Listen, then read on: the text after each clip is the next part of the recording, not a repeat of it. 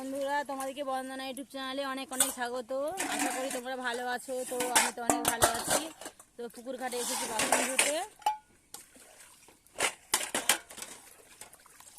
তো আমার বাসন ধোয়া হয়ে গেছে।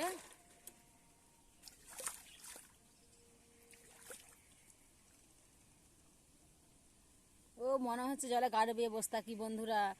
তো তোমরা পুকুর ঘাটে চান করতে ভালোবাসো না বাথরুমে চান করতে ভালোবাসো, কমেন্ট অবশ্যই জানিও।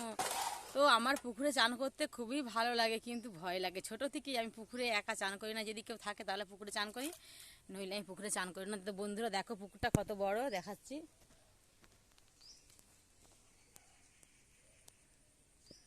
পুকুরটা খুবই বড়। তো এই পাশে বন আছে, ওই চারিপাশে বন হালকা হালকা। ও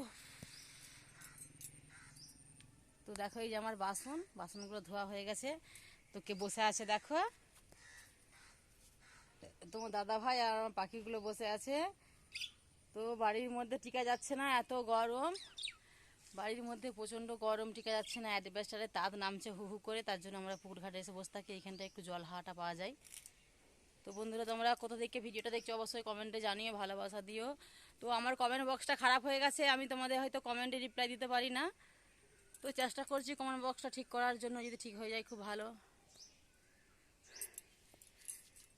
ও বাবু, বাবু গো, তোমরা হাওয়া খেতে আসছো পুকুর ঘাটে? আমার ঠান্ডা ঠান্ডা হাওয়া খাবে বললে? আমার কই, আমার মনু পাখি কই, আমার নুতি পাখি কই? আমার হাওয়া খাবে, আমার ঠান্ডা ঠান্ডা হাওয়া খাবে। কোথায় গো বাটু? ও বাটু, তো ভাত খাওয়ার পরে বুঝতেই পারছো বন্ধুরা, ভাত খেয়ে বাসন ধুতে তো ভালোই লাগে না, মনে হয় হাতটা বাসনের হাতটা ধুয়ে চুপচাপ বসে থাকি। আর গরমকালে পাতলা পাতলা শাড়ি থাকলে